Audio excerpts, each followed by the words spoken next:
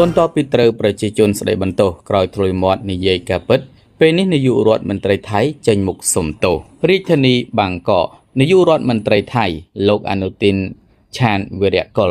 បានចេញមុខសុំទោសជាសាធារណៈក្រោយធ្លុយមាត់និយាយការពិតដែលថាថៃក៏បានទន្ទ្រានចូលទឹកដីកម្ពុជាដែរលោកទទួលស្គាល់ពីចំណុចខ្វះខាតក្នុងការទំនាក់ទំនងនិងសន្យាថាកំហុសបែបនេះនឹងមិនកើតមានឡើងម្ដងទៀតឡើយនេះបើតាមការចុះផ្សាយរបស់កាសែតបាងកកប៉ុស្តិ៍នាថ្ងៃទី3ខែវិច្ឆិកាឆ្នាំ2025លោកអនុទិនបាននិយាយថាការសម្រេចចិត្តណាមួយរបស់រាជរដ្ឋាភិបាលក្នុងការបើកច្រកព្រំដែនឡើងវិញនឹងត្រូវធ្វើឡើងតែបន្ទាប់ពីពិគ្រោះជាមួយសាធារណជនប៉ុណ្ណោះលោកបានបន្តទៀតថាប្រទេសថៃនឹងប្រើប្រាស់វិធានការគ្រប់បែបយ៉ាងដែលមានចាប់តាំងពីប្រតិបត្តិការសន្តិសុខរហូតដល់ការសន្ទនាការទូតរួមទាំងគណៈកម្មាធិការព្រំដែនទូទៅ GBC គណៈកម្មការព្រំដែនរួមថៃកម្ពុជា JBC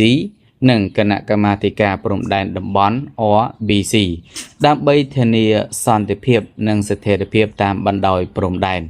លោកអនុទិនបានបន្ថែមទៀតថាតាក់ទងនឹងការអត្ថាធិប្បាយរបស់ខ្ញុំអំពីការឈ្លានពានព្រំដែនខ្ញុំសូមអភ័យទោសដោយស្មោះត្រង់ចំពោះប្រជាជនថៃទាំងអស់ខ្ញុំបន្ទោសខ្លួនឯងចំពោះកំហុសរបស់ខ្ញុំនិងចំពោះការខកខានមិនបានទំនាក់ទំនងឲ្យបានច្បាស់លាស់ខ្ញុំនឹងប្រុងប្រយ័ត្នជាងមុនដើម្បីការពារកំហុសពេលអនាគតខ្ញុំសូមអភ័យទោសចំពោះការបង្កការព្រួយបារម្ភនិងការយល់ច្រឡំ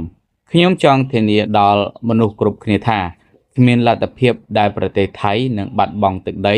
អធិបតេយ្យភាពកិត្តិយសឬសេចក្តីថ្លៃថ្នូរណាមួយឡើយលោកបានលើកឡើងបែបនេះនៅយប់ថ្ងៃសៅរ៍ទី1ខែវិច្ឆិកាឆ្នាំ2025នៅពេលលោកត្រឡប់មកកាន់ប្រទេសថៃវិញបន្ទាប់ពីបានចូលរួមកិច្ចប្រជុំកំពូលអេពិកលើកទី32នៅប្រទេសកូរ៉េខាងត្បូងគួររំលឹកដែរថាលោកអនុទិនបានផ្ដល់បទសម្ភាសន៍ដល់ប្រព័ន្ធផ្សព្វផ្សាយក្នុងអំឡុងពេលកិច្ចប្រជុំកំពូលអាស៊ានលើកទី47នៅរាជធានីកូឡាឡាំពួរប្រទេសម៉ាឡេស៊ីជាកន្លែងដែលលោកទទួលស្គាល់ថានៅតំបន់ខ្លះថៃបានទន្ទ្រានចូលទឹកដីរបស់កម្ពុជាយ៉ាងណាក្រោយពោលពាក្យពិតបែបនេះប្រជាជនថៃបានរិះគន់ដោយទឹកបាក់ទំនប់នៅពេលសួរអំពីការរំពឹងទុកនៃការបើកច្រកព្រំដែនឡើងវិញនិងថាតើលោកបានពិភាក្សាអំពីបញ្ហានេះជាមួយនាយករដ្ឋមន្ត្រីកម្ពុជាដែរឬទេលោកអនុទិនបានឆ្លើយថាមិនមានការចរចាណាមួយឡើយរាជរដ្ឋាភិបាលថៃនឹងពិចារណាបើកច្រកព្រំដែនឡើងវិញបន្ទាប់ពីពិគ្រោះជាមួយសាធារណជន